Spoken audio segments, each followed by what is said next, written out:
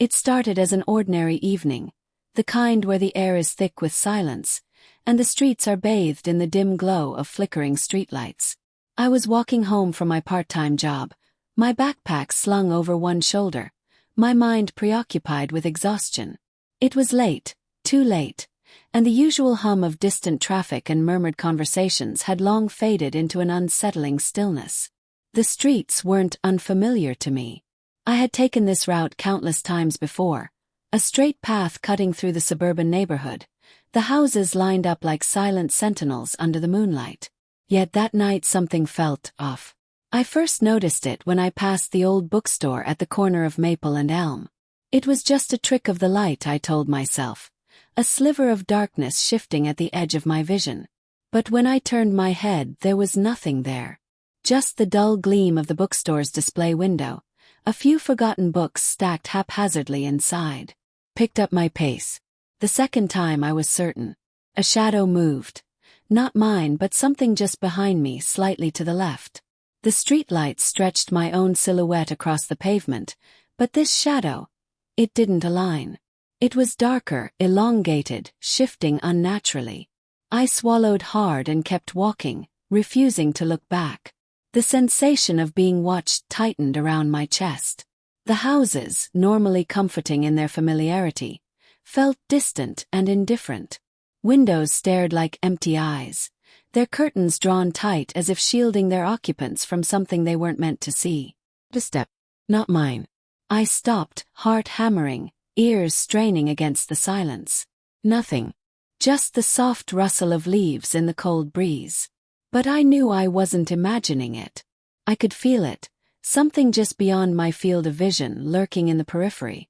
I forced myself to move, my steps quick and uneven. My house was only 3 blocks away. Just 3 more blocks. I focused on that, on the warmth of home, on the promise of safety. But the closer I got, the heavier the air became. By the time I reached my driveway, my skin was slick with cold sweat. I fumbled for my keys, cursing under my breath as my fingers trembled against the metal. The porch light flickered as I pushed the door open, the familiar creak echoing unnaturally in the stillness. I stepped inside and slammed the door shut. Or so I thought. I tossed my backpack onto the floor, my body heavy with exhaustion. The living room was dark except for the dull glow of the street lamp outside, its light seeping through the blinds.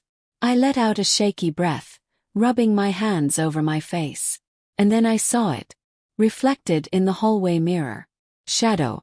Not my own. It stood just behind me, tall, unnaturally thin, its edges shifting like smoke. It had no face, no eyes, no features. Just an abyss of darkness that seemed to stretch into nothingness. I spun around, but there was nothing there. The hallway was empty. The mirror, however, told a different story. The shadow was still there, still standing behind me. Closer now. I stumbled backward, my breath coming in ragged gasps. My reflection looked just as horrified as I felt, my wide eyes locked onto the figure behind me. I didn't dare turn around again. Then, slowly, the shadow raised its hand. And so did my reflection. But I hadn't moved. A shiver crawled down my spine, the realization sinking into my bones. It wasn't mimicking me. It was controlling me. My arms trembled as I fought against the unseen force, but my reflection didn't falter. It tilted its head slightly, as if amused. Then, in one swift movement, my reflection turned and walked away. But I was still standing there, frozen. The air around me felt suffocating, thick with something I couldn't explain. The lights flickered, a deep, guttural whisper threading through the silence. Let me in. The words slithered through the air, curling around my mind like unseen tendrils. My legs felt heavy, my vision blurring at the edges. I squeezed my eyes shut, forcing myself to breathe, to think. Then everything stopped. The lights stabilized. The whispering ceased. The room was still once more. I hesitated before cracking my eyes open. The mirror showed only my reflection now, shaken, pale, but alone. I took a step back, my pulse hammering in my ears. Had I imagined it? The exhaustion, the paranoia. It could have all been my mind playing tricks on me, couldn't it? I turned away from the mirror, forcing a nervous laugh. Get a grip, I muttered to myself, shaking my head. Then, from the corner of my eye, I saw the shadow step out of the mirror. And this time it didn't disappear. I couldn't move. The air in the room had turned thick, pressing against my chest like a weight I couldn't shake. My eyes locked onto the thing emerging from the mirror, its form shifting like black smoke, curling and unraveling as it pulled itself into my world. It was taller now, more defined. Its arms were long and unnatural, fingers stretching like twisted branches. But the worst part, had no face, just a void where one should be. My breath hitched as I stumbled backward, my body screaming at me to run, but my legs refused to listen. The thing tilted its head as if studying me, its very presence radiating a suffocating cold. Then it took a step forward. Bolted. My feet barely touched the floor as I sprinted down the hallway, my heart hammering against my ribs. I didn't stop until I reached my bedroom, slamming the door shut and locking it behind me. Silence. I pressed my back against the door, my breathing ragged. Had I really just seen that? No, this had to be a nightmare, my mind conjuring up some twisted hallucination. Maybe I was just exhausted. Then the whisper came again. Let me in. My blood turned to ice. The voice wasn't coming from outside the door. It was inside my room. A slow, creeping dread slithered up my spine. I forced myself to look. There in the corner where the light from the window didn't reach, it stood. The shadow.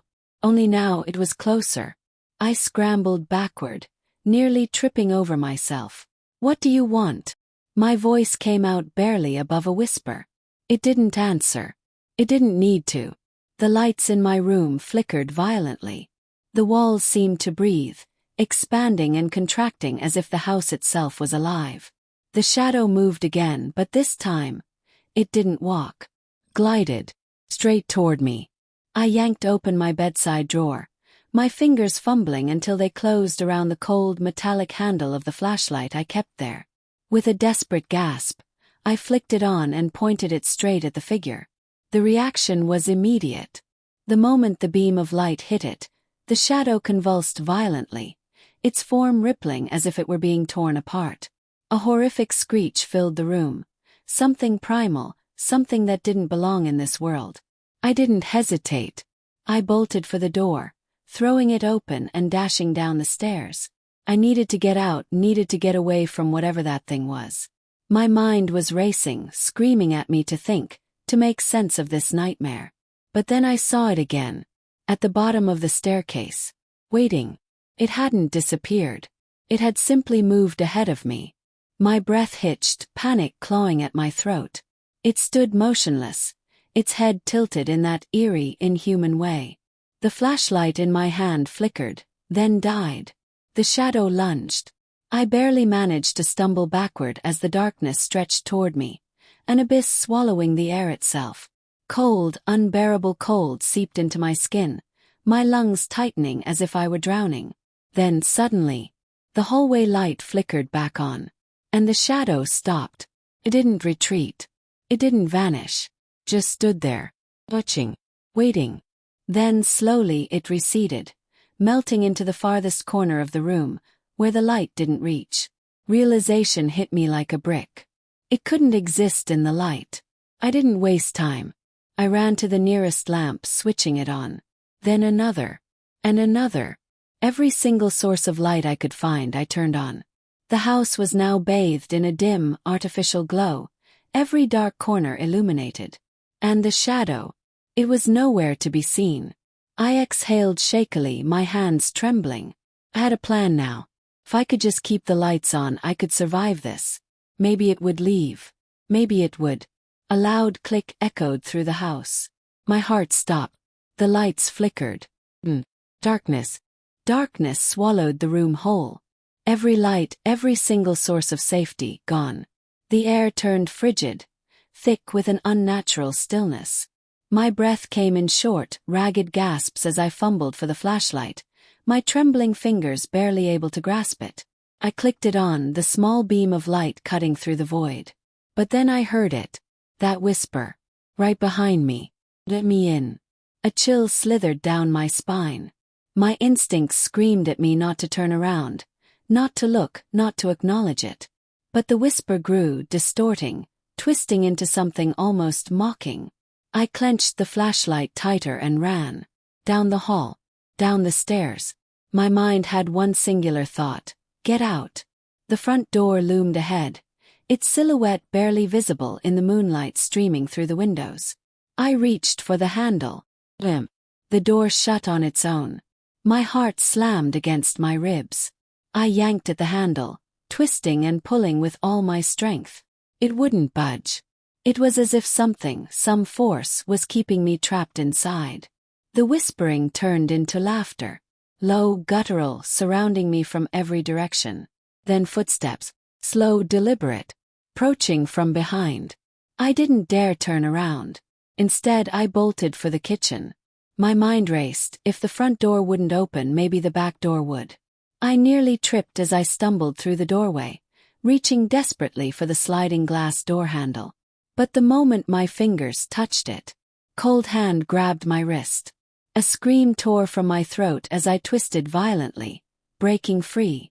My flashlight flickered wildly, and for the first time I saw it. The shadow wasn't just standing there anymore. It was spreading. Dark tendrils slithered along the walls, stretching, consuming everything in their path. The edges of the room warped, reality itself seeming to bend as the darkness closed in. Then I saw the mirror, the one hanging on the far wall of the living room. And in it, my reflection was missing. My blood ran cold. My reflection had been there before. But now, the mirror showed the room, the furniture, even the dim glow of the flashlight. But not me. Instead, the shadow stood in my place. And it was smiling. Not with a face, it had no face. But I could feel the grin, stretching wide, full of malice. Then, slowly, it lifted a hand and pressed it against the glass. I felt my own hand move involuntarily, mirroring its motion. A surge of terror exploded in my chest as my body began to stiffen, as if something was pulling me in. It wanted to take my place. I struggled, fought against the invisible force dragging me toward the mirror. My breath turned shallow, my heartbeat a frantic drum against my ribs. The laughter surrounded me, growing louder, warping, becoming my own voice. I was losing. My legs buckled, my vision darkening. The reflection of the shadow grew clearer, stronger, while I was fading. Then, in a moment of sheer desperation, I turned the flashlight onto the mirror. A piercing shriek ripped through the air. The glass cracked violently, spiderwebbing from the point where the light had hit. The darkness reeled back, its form distorting, writhing like it was in agony. And then, the mirror shattered. A blinding explosion of light burst through the room, engulfing everything in its path. I was thrown backward, my body crashing against the floor as the world seemed to implode around me. The shadow's screams twisted into something unnatural, something that didn't belong in this world. And then, silence. I gasped for air, my body trembling violently. The room was still.